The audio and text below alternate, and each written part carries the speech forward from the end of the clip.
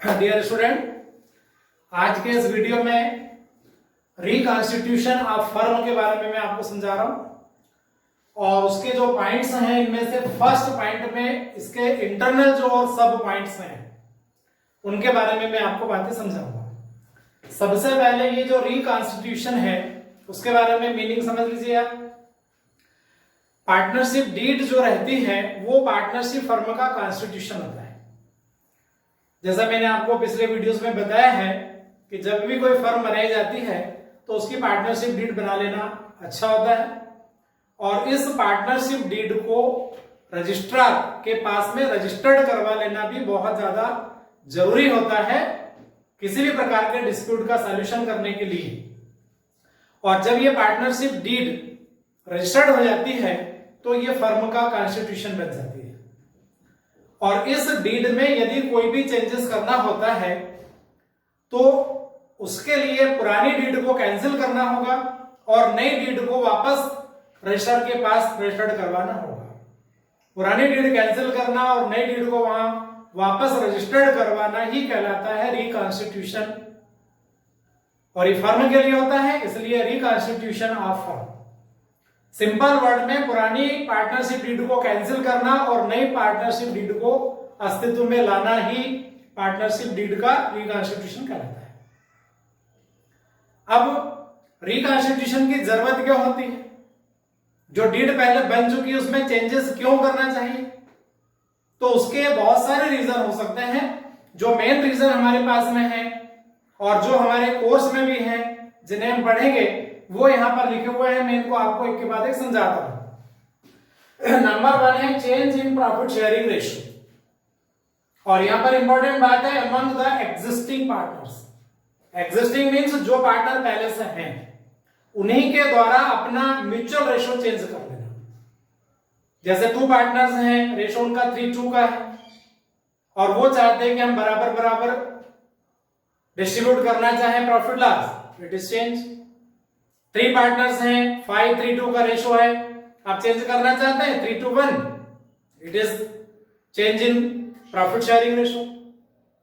अब चेंज करने के रीजन बहुत सारे हो सकते हैं। किसी पार्टनर की कैपिटल ज्यादा थी, किसी की कम थी, जिसकी कम थी उसने कहा मैं भी आपके बराबर मिला देता हूं। कोई काम कम कर रहा था वो ज्यादा काम करने लग जाता है, मुझे प्रॉफिट ज्यादा चाहिए। तो ऐसे कई रीजन होते हैं जिनसे एग्जिस्टिंग पार्टनर्स अपना प्रॉफिट शेयरिंग रेशियो चेंज करते हैं।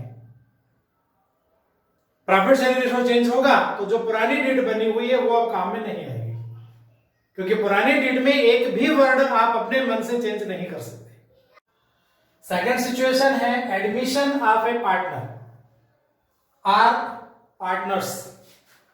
जब बिजनेस में किसी अदर पर्सन को पार्टनर बनाया जाता है तो उस समय भी सारे पार्टनर्स के बीच में जो टर्म एंड कंडीशंस है वो चेंज हो जाती है। न्यू पार्टनर 1 2 कितने भी हो सकते हैं। ओल्ड पार्टनर मान लीजिए 3 है और एक पार्टनर और आ गया, 4 पार्टनर्स हो गए। तो पहले जो 3 पार्टनर्स के बीच में टर्म एंड कंडीशंस थी वो 4 पार्टनर्स के लिए लागू नहीं होगी। जो पुरानी डीड बनी हुई थी वो 3 पार्टनर्स की थी, अब 4 पार्टनर्स के लिए दूसरी डीड बनाना पड़ेगी। तो फर्स्ट वाली डीड को कैंसिल कर दिया जाएगा और ये न्यू डीड इन्फोर्समेंट में लाई जाएगी। तो इसे भी बोलते हैं reconstitution of firm. Third condition है रिटायरमेंट ऑफ ए पार्टनर। जब फर्म का कोई पार्टनर बिजनेस को छोड़कर के फर्म को छोड़कर के जाना चाहता है, जाने के कई रीजन हो सकते हैं, तो उसे बोलते हैं रिटायरमेंट ऑफ ए पार्टनर। इस कंडीशन में भी पार्टनर्स के नंबर कम हो जाते हैं, 1 पार्टनर 2 पार्टनर कम हो जाएंगे। मान लीजिए पहले 4 पार्टनर्स थे, उसमें एक पार्टनर बिजनेस छोड़ करके जा रहा है तो 3 पार्टनर्स बचेंगे। तो 4 पार्टनर्स के बीच में जो टर्म एंड कंडीशंस थी वो 3 पार्टनर्स के लिए अप्लाई नहीं होंगी। उस कंडीशन में 4 पार्टनर्स वाली डीड को कैंसिल कर दिया जाएगा और 3 पार्टनर्स के बीच की टर्म एंड कंडीशंस के लिए न्यू डीड बनाई जाएगी। पुरानी डीड को कैंसिल करना, न्यू डीड को लगाना, वही रिकॉन्स्टिट्यूशन ऑफ ए फर्म होता है। पॉइंट नंबर 4 है डेथ ऑफ ए पार्टनर। ये रिटायरमेंट से मिलता जुलता है। रिटायरमेंट में कोई भी पार्टनर जीवित अवस्था में फर्म को छोड़ करके जाता है और डेथ वाली कंडीशन में किसी पार्टनर की डेथ होगी। तब भी कंडीशन वही रहेगी, रिटायरमेंट जैसी स्थिति ही बनती है। रिटायरमेंट में जो पेमेंट जाने वाले पार्टनर का होता है वो उसे खुद को दे दिया जाता है, जबकि डेथ में पार्टनर का जो सक्सेसर होगा, जो उत्तराधिकारी होगा, जो लीगल रिप्रेजेंटेटिव होगा, उसे पेमेंट किया जाता है। लेकिन यह बात हम कर रहे हैं रिकॉन्स्टिट्यूशन की, तो जब किसी पार्टनर की डेथ होगी उस कंडीशन में भी पार्टनरशिप डीड को चेंज करना होगा। मान लीजिए 3 पार्टनर्स है और 1 पार्टनर की उसमें डेथ होगी, 2 पार्टनर्स बचे, तो 3 पार्टनर्स की जो डीड बनी हुई थी वो अब 2 पार्टनर्स के लिए अप्लाई नहीं होगी। उन बचे हुए पार्टनर्स को अपनी नई डीड दूसरी बनाना पड़ेगी, पुरानी डीड को कैंसिल करना पड़ेगा। तो यहां भी रिकॉन्स्टिट्यूशन होगा। इसके बाद में 5th पॉइंट है अमल कमीशन ऑफ 2 और मोर फर्म्स। अमल कमीशन का मतलब ज्वाइन करना। 2 और मोर फर्म, 2, 3, 4 फर्म पहले से चल रही है और उनको सबको मिलाकर के एक ही फर्म बना दी जाए। एग्जांपल समझ सकते हैं, मान लीजिए किसी एक फर्म में 2 पार्टनर है और दूसरी फर्म में 3 पार्टनर्स और हैं। ये 2 सेपरेट फर्म्स हैं, उनकी अपनी अलग अलग सेपरेट पार्टनरशिप डीड होंगी। अब वो दोनों फर्म के 5 पार्टनर्स मिलकर के अपनी फर्म को कंबाइन करना चाहते हैं, तो वो जो उनकी सेपरेट डीड्स बनी हुई है वो अब काम की नहीं रहेगी और ये 5 पार्टनर्स के बीच में एक नई डीड बनाई जाएगी। पुरानी डीड कैंसिल और नई डीड बनाई जाएगी। ये सब रिकॉन्स्टिट्यूशन ही है। सिंपल वे में बस इतनी सी बात है, रिकॉन्स्टिट्यूशन का मतलब जो ओल्ड पार्टनरशिप डीड है उसे कैंसिल करना है और उसके प्लेस पर न्यू पार्टनरशिप डीड को बनाना है। अब ये जो टाइप्स हैं रिकॉन्स्टिट्यूशन के, change in profit sharing ratio, admission of a partner, retirement of a partner, death of a partner और अमल कमीशन ऑफ 2 और मोर फर्म। इसमें फर्स्ट जो 4 पॉइंट्स हैं इनके 4 सेपरेट लेसन्स हमें यहां पर रीडिंग करना है जो 12th के कोर्स में है और ये सारे सेपरेट लेसन्स हैं। Change in profit sharing ratio अलग लेसन है, admission of a partner second next lesson आएगा, retirement of a partner after that और death of a partner after that. और ये अमल कमीशन ऑफ 2 और मोर फर्म्स अभी 12th क्लास में कोर्स में नहीं है। अब मैं आपको एक के बाद एक सब जब इनके नंबर्स आएंगे वो आपको समझाता रहूंगा। सबसे पहले आएगा change in profit sharing ratio among the existing partners. जब रेशो चेंज होगा तो जो एग्जिस्टिंग पार्टनर्स हैं उनके प्रॉफिट लॉस पर, फर्म के रिजर्व्स, फंड्स, इन पर, गुडविल पर क्या क्या इफेक्ट होता है वो मैं आपको डिटेल में समझाऊंगा। Change in profit sharing ratio ये टॉपिक है और अमंग द एग्जिस्टिंग पार्टनर्स, जब एग्जिस्टिंग पार्टनर्स का प्रॉफिट शेयरिंग रेशियो चेंज होगा तो हमें कौन कौन से मेन एडजस्टमेंट करना होंगे। इनको टोटल 5 पार्ट्स में डिवाइड किया गया है। सबसे पहले determination of sacrificing ratio and gaining ratio.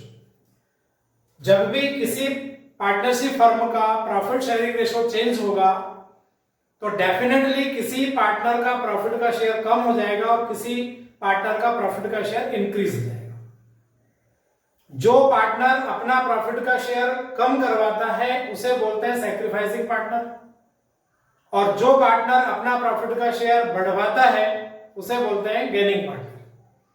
तो कौन से पार्टनर ने कितना अपना प्रॉफिट का शेयर सैक्रिफाइस किया और कौन से पार्टनर ने कितना प्रॉफिट का शेयर गेन किया है वो हमें कैलकुलेट करना होगा। पॉइंट नंबर 1 था। पॉइंट नंबर 2 में अकाउंटिंग फॉर गुडविल। जब भी कोई पार्टनरशिप फर्म का रेशो चेंज होगा तो गुडविल का वैल्यूएशन होगा। आप पहले पढ़ चुके हैं गुडविल का वैल्यूएशन, और उस गुडविल का जो रेशनल पार्ट रहेगा, रेशनल मतलब जितना शेयर किसी पार्टनर ने सैक्रिफाइस किया और जितना किसी ने गेन किया, उनके आपस में, उनके बीच में, उनके म्यूचुअल फार्म में उस गुडविल का एडजस्टमेंट किया जाएगा। जैसा कि आप समझ सकते हैं, जब भी कोई पार्टनर अपना प्रॉफिट का शेयर कम करवाएगा तो फ्री में नहीं करवाएगा, बदले में उसे कुछ मिलना चाहिए। तो उसे बदले में क्या मिलेगा? तो गुडविल का शेयर उसे मिलेगा। तो गुडविल की मेथड जो हमने पहले पढ़ी हुई है, उन मेथड्स से गुडविल का वैल्यूएशन किया जाएगा और उस गुडविल के वैल्यूएशन के बाद जिस पार्टनर ने जितना शेयर सेक्रीफाइस किया है उतना पार्ट निकाल करके सैक्रिफाइसिंग पार्टनर को दिया जाएगा और गेनिंग पार्टनर से लिया जाएगा। तो उसका कैसे कैलकुलेशन होगा और रिकॉर्डिंग होगा वो यहां पर पढ़ेंगे। थर्ड पार्ट है accounting of reserves, accumulated profit and loss. Partnership firm में जब पार्टनर्स का प्रॉफिट शेयरिंग रेशियो चेंज होता है उस समय बिजनेस में पहले से बहुत सारे प्रकार के प्रॉफिट्स होते हैं, रिजर्व्स होते हैं, फंड्स होते हैं, कई प्रकार के लॉसेस भी होते हैं। जब रेशियो चेंज होता है तो उस कंडीशन में जो पुराने वाले प्रॉफिट रिजर्व्स होते हैं, लॉसेस होते हैं, उनको ओल्ड पार्टनर के ओल्ड रेशियो में एडजस्ट कर दिया जाता है।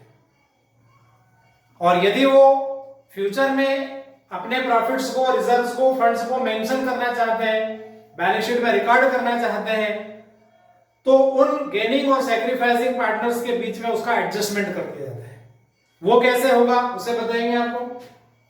इसके बाद में फोर्थ पॉइंट है revaluation of assets and reassessment of liabilities.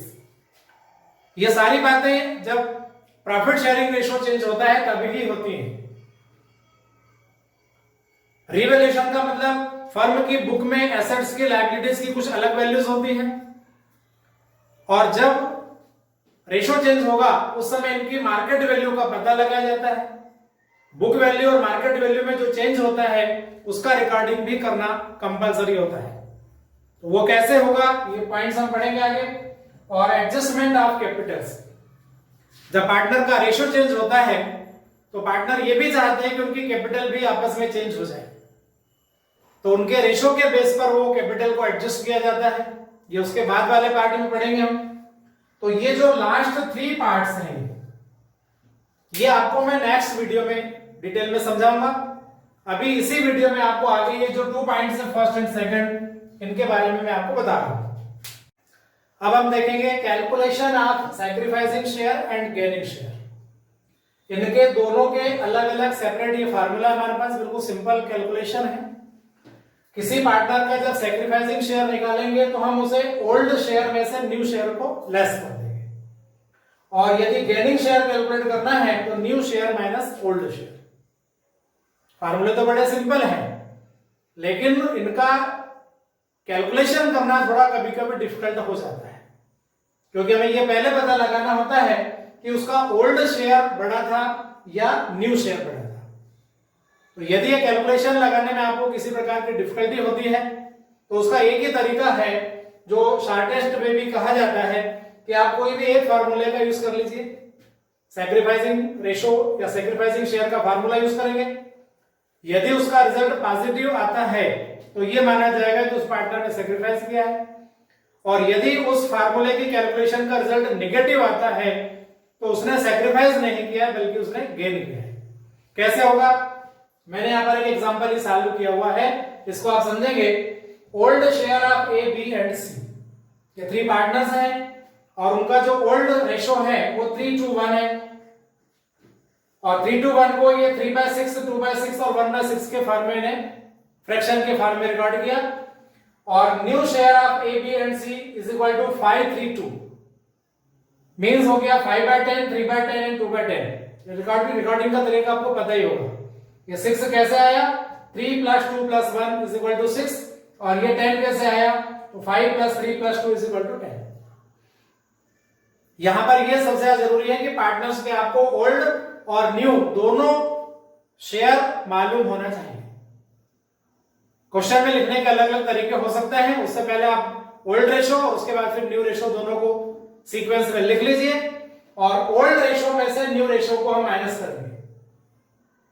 तो फार्मूला मैंने यूज किया सैक्रिफाइसिंग शेयर वाला, old share minus new share. तो sacrificing share of A, B and C, पहले मैंने तीनों पार्टनर के ये 3/6, 2/6 और 1/6 रिकॉर्ड किए, और फिर उसमें से माइनस किया 5/10, 3/10 एंड 2/10। ध्यान से देखिए आपसे, ये old shares minus new shares. अब माइनस का साइन है, फ्रैक्शन है, तरीका होता है एलसीएम लेकर के आप इसे सॉल्व करेंगे। अब एलसीएम लेने के बहुत सारे अलग अलग तरीके होते हैं। यहां पर सिंपल वे मैंने केवल आपको दोनों को मल्टीप्लाई किया है, और मल्टीप्लाई करके इसका क्रॉस मल्टीप्लिकेशन जैसे करके सॉल्व करते हैं, उस मेथड से ये सॉल्व किया है। तो 10:6 60 हो गया। अब ये 10 3 जा 30, 6 5 जा 30, 30 minus 30 is equal to 0। 0 means partner A ने ना तो गेन किया और ना सेक्रीफाइस किया। ओल्ड एंड न्यू रेशियो उसका इक्वल है। इसी प्रकार से कैलकुलेशन हमने किया बी के लिए। एलसीएम लिया 60, 10 2 जा 20, 6 3 जा 18, लेस किया तो 2/60। ये 2/60 पॉजिटिव है और कट छाट किया 1/30। 1/30 is equal to sacrifice share of B. और इसी प्रकार से कैलकुलेशन हमने किया सी के लिए। ये 1/6 माइनस 2/10 सॉल्व किया। एलसीएम अगेन 60, 10 1 जा 10, 6 2 जा 12, ये आया नेगेटिव में 2/60। कट छाट किया तो ये 130 हो जाएगा। निगेटिव है, निगेटिव से माइनस में कैंसिल कर दिया और सैक्रिफाइस के प्लेस पर उसे गेन में कन्वर्ट कर दिया। तरीका सीधा है, पॉजिटिव आंसर आएगा तो सैक्रिफाइस होगा, नेगेटिव आंसर आएगा तो गेन हो जाएगा। यहां इसका मीनिंग ये हुआ कि पार्टनर बी ने 1/30 शेयर का सैक्रिफाइस किया है और सी ने 1/30 पार्ट का गेन किया है। और ए का रेशो जो पुराना था वही नया है, उसमें कोई चेंज नहीं किया। इसमें एक बात और स्पेशली ध्यान रखेंगे कि पार्टनर कितने भी होंगे उसमें से कोई भी गेन और सेक्रीफाइस करेगा तो गेनिंग पार्ट का टोटल और सेक्रीफाइसिंग पार्ट का टोटल हमेशा इक्वल रहेगा। जैसे यहां पर आप देखेंगे बी ने सेक्रीफाइस किया 130 और सी ने गेन किया 130 या 130 इज इक्वल टू 130। यदि 2 पार्टनर सेक्रीफाइस करेंगे 1 गेन करेंगे तो वो दोनों का आपको सेक्रीफाइस ऐड करके चेक कर लेना है, गेनिंग के इक्वल होगा। यदि 2 पार्टनर गेन करेंगे, एक सेक्रीफाइस करेगा तो आपको दोनों का गेनिंग ऐड करना है, वो सेक्रीफाइसिंग के बराबर हो जाएगा। मतलब गेनिंग सेक्रीफाइसिंग हमेशा इक्वल ही रहेगा कैसे भी सिचुएशन होगी। तो ये इस प्रकार से आपको कैलकुलेशन करना है कौन से पार्टनर ने कितना सेक्रीफाइस किया और कौन से पार्टनर ने कितना गेन किया, क्योंकि इनके बेस पर फिर आगे की जर्नल एंट्रीज की जाती है। ये बहुत इंपॉर्टेंट पार्ट है इसका, सेक्रीफाइस और गेनिंग का शेयर कैलकुलेट करना। सेकंड कैलकुलेशन है रिकॉर्डिंग ऑफ गुडविल। इसे हम अकाउंटिंग ऑफ गुडविल भी कह सकते हैं। गुडविल के वैल्यूएशन के मेथड आप लास्ट वीडियो में देख चुके हैं और उसके अकॉर्डिंग गुडविल का वैल्यूएशन किया जाएगा। कभी कभी क्वेश्चन में गुडविल की वैल्यू आपको दे दी जाती है। अब गुडविल का अकाउंटिंग या रिकॉर्डिंग कैसे करेंगे उसके अलग अलग सिचुएशंस हमारे पास में है। फर्स्ट कंडीशन होती है व्हेन गुडविल अमाउंट एडजस्ट। मतलब यहां पर गुडविल अकाउंट आपको ओपन नहीं करना है, केवल गेनिंग और सैक्रिफाइसिंग पार्टनर्स में गुडविल के अमाउंट को एडजस्ट करना है। तो फर्म की गुडविल का वैल्यूएशन होगा या क्वेश्चन में गुडविल की वैल्यू आपको दी हुई होगी, उसका यूज करेंगे और उसके बाद में जो आपने गेनिंग सैक्रिफाइसिंग रेशियो कैलकुलेट किया है उस गेनिंग सैक्रिफाइसिंग पार्ट या शेयर के बेस पर गुडविल का अमाउंट कैलकुलेट करेंगे और उतने अमाउंट से ये एंट्री होगी। एंट्री लिखिए यहां पर मैंने gaining partners capital or current account debited to sacrificing partners capital or current account. ये कैपिटल करंट अकाउंट का कंसेप्ट आपको मालूम है। यदि कैपिटल फ्लक्चुएटिंग है तो आप कैपिटल वर्ड यूज करेंगे, यदि कैपिटल फिक्स है तो आप करंट वर्ड यूज करेंगे। तो केवल उतना पार्ट, जैसे मान लो 1/10 पार्ट का सेक्रीफाइसिंग किया किसी पार्टनर ने, दूसरे ने 1/10 पार्ट का गेन किया और गुडविल का वैल्यूएशन आया 1 लाख रुपीस, तो एंट्री आपको 1 लाख रुपीस से नहीं करना है, 1/10 ऑफ 1 लाख। जितना पार्ट का सेक्रीफाइसिंग गेनिंग होगा उतना पार्ट गुडविल का आपको कैलकुलेट करना है और उतने पार्ट से ही गुडविल की एंट्री की जाएगी। इसमें आप ध्यान से देखेंगे कहीं पर भी गुडविल वर्ड नहीं आया, ना तो डेबिट में ना क्रेडिट में। तो इसे बोलते हैं गुडविल अमाउंट एडजस्ट करने के लिए एंट्री करना। सेकंड सिचुएशन होती है यदि क्वेश्चन में मेंशन किया जाए कि गुडविल अकाउंट आपको रेस भी करना है और इमीडिएट उसे राइट ऑफ करना है। रेस करना मतलब ओपन करना।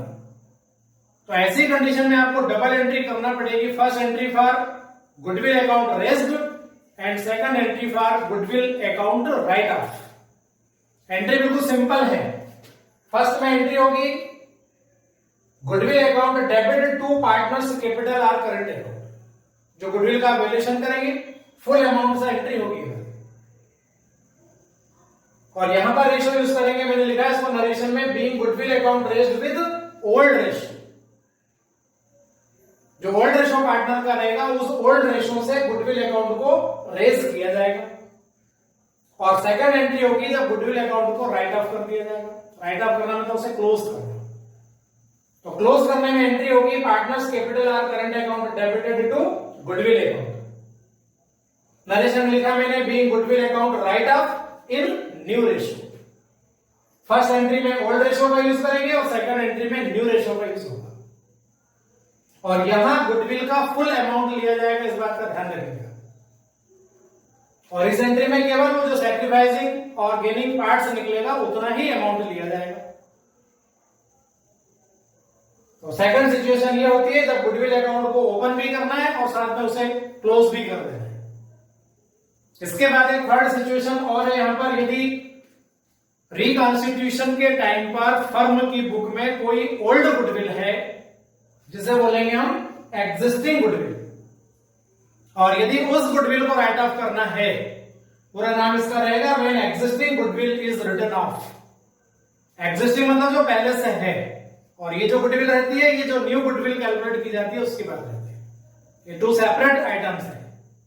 ये पहले से बिजनेस में अवेलेबल रहती है, बिजनेस की बैलेंस शीट में एसेट साइड है, उसे एग्जिस्टिंग गुडविल कहते हैं। और एग्जिस्टिंग गुडविल को राइट ऑफ करना, राइट ऑफ करना मतलब अकाउंट क्लोज करना। तो यहां भी एंट्री इसी प्रकार से होगी जो राइट ऑफ की एंट्री मैंने पहले लिखी हुई है, पार्टनर्स कैपिटल और current account debited to goodwill account. यहां भी देख सकते हैं आगे ये राइट ऑफ की एंट्री ही है, वही एंट्री सेम, लेकिन यहां रेशियो में डिफरेंस आएगा। जब एग्जिस्टिंग गुडविल को आप राइट ऑफ करेंगे तो यहां लिखा है मैंने, being goodwill account is return of in old ratio. तो एग्जिस्टिंग गुडविल को जब राइट ऑफ करेंगे तब ओल्ड रेशियो का यूज होगा। अलग अलग एंट्री में अलग अलग रेशियो का यूज है, उस बात का आप स्पेशली ध्यान रखेंगे।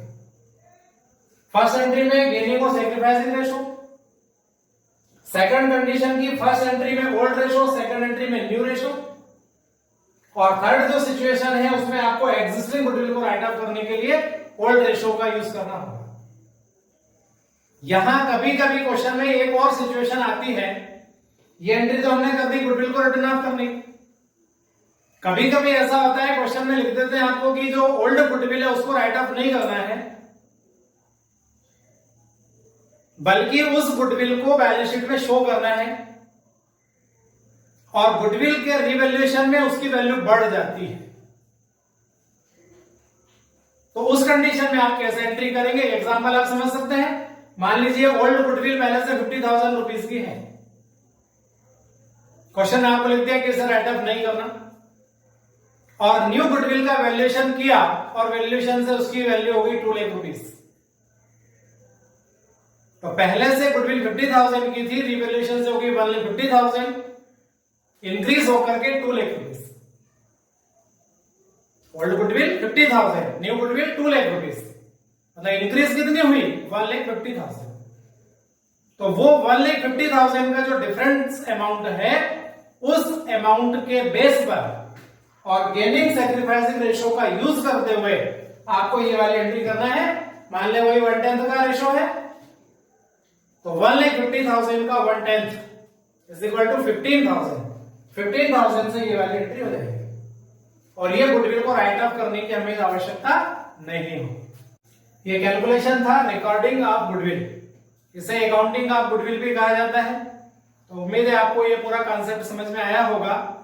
आप वीडियो को लाइक करें, शेयर करें, सब्सक्राइब करें और बेल आइकन को प्रेस करें। बाकी की जो 3 कैलकुलेशंस हैं वो आपको नेक्स्ट वीडियो में मिल जाएगी, और उस नेक्स्ट वीडियो का जो लिंक रहेगा वो आपको डिस्क्रिप्शन के साथ में मिल जाएगा। Okay, thank you.